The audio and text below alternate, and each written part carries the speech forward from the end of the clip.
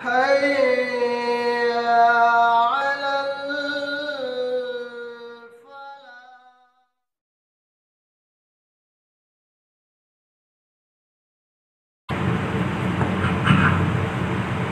السلام عليكم ورحمة الله وبركاته. الحمد لله رب العالمين والصلاة والسلام على رسوله الكريم، أما بعد.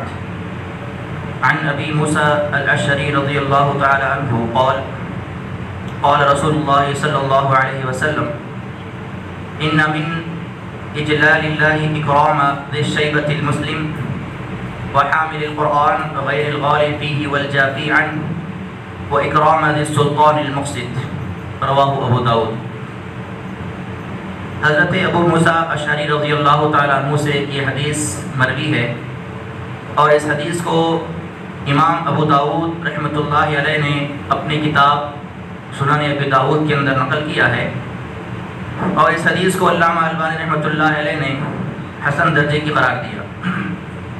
اس حدیث میں اللہ کے رسول صلی اللہ علیہ وسلم نے اللہ رب العالمین کی عزت اور اس کی تکریم کی مثال بیان کی، اور یہ ذکر کیا گیا کہ جو آدمی اللہ رب العالمین کی عزت کرتا ہے، اللہ رب العالمین کی تکریم کرتا ہے، تو اس کو چاہیے کہ وہ اللہ رب العالمین کی تکریم اور اس کی عزت کے ساتھ ساتھ ان کی بھی عزت اور تکریم کرے جن کا اس حدیث کے اندر ذکر کیا گیا.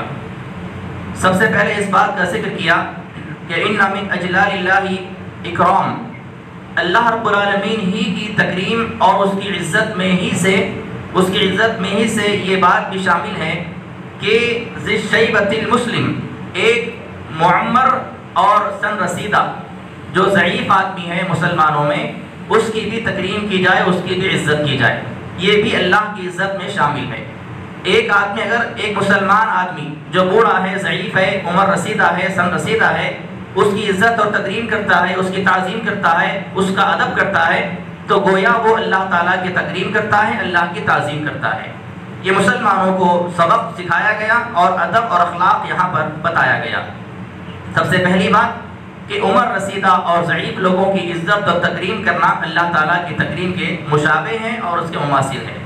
اس کے بعد دوسری بات بیان کی گئی کہ ایک مسلمان ضعیف آدمی کی عزت اور تکریم کے ساتھ ساتھ اس آدمی کی بھی عزت اور تکریم کی جانی چاہیے جو قرآن کا حافظ ہو، حامل القرآن، قرآن کو جاننے والا، قرآن کو اٹھایا ہوا ہو، قرآن کا سمجھنے والا اور قرآن کو حفظ کرنے والا ہو.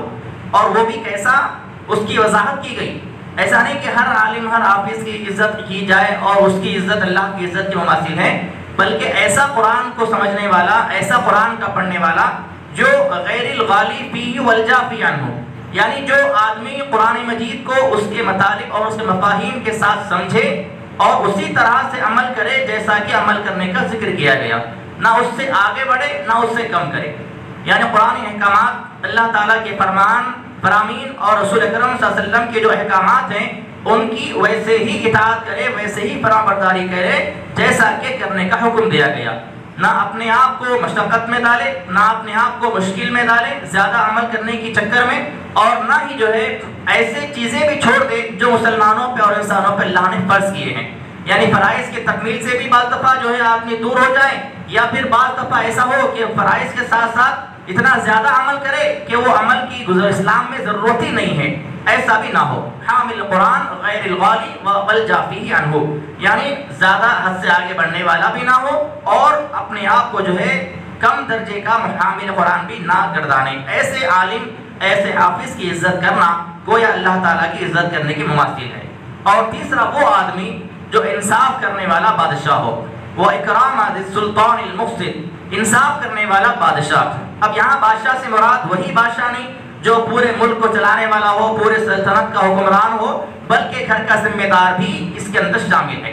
گھر کا بڑا آدمی ہے، والد ہے، دادا ہے، جو انصاف کے ساتھ فیصلہ کرتے ہیں، گھر کو چلاتے ہیں، بڑا بھائی ہے یا والدہ ہے، جو بھی گھر کا ذمہ دار ہے، سرپرست ہے ہمارا، وہ انصاف کے ساتھ فیصلہ کرتا ہے اور اپنے اہل و عیال کی، اپنے جو ہے ماتحتین کی خبر گیری کرتا ہے، تو اس کی عزت اور تکریم کرنا یہ بھی اللہ تعالیٰ کی عزت اور تکریم کرنے کی مماثل ہے.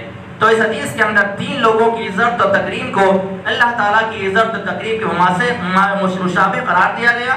سب سے پہلے عمر رسیدہ اور ضعیف مسلمان کی عزت اور ادب و احترام کرنا یہ ہر مسلمان پہ فرض ہے، یہ اللہ کی عزت میں شامل ہے۔ اور دوسرا عالم دین اور قرآن کو جاننے والا، قرآن کا سمجھنے والا، اس کی عزت اور تکریم کرنا یہ بھی اللہ تعالیٰ کی عزت اور تکریم کرنے کے مماثل ہے۔ اور تیسرا انصاف کرنے والا حاکم، انصاف کرنے والا بڑا آدمی، سرپرست، اس کی عزت اور تکریم بھی جو ہے اللہ تعالیٰ کی عزت اور تکریم کے مشابہ ہے۔ دعا ہے کہ اللہ تعالیٰ ہمیں قرآن و حدیث کو سمجھ کر ان پہ عمل پیرا ہونے کی توفیق عطا فرمائے، آمین۔ واقول قولی ھذا استغفر اللہ ولکم۔ السلام علیکم ورحمۃ اللہ وبرکاتہ۔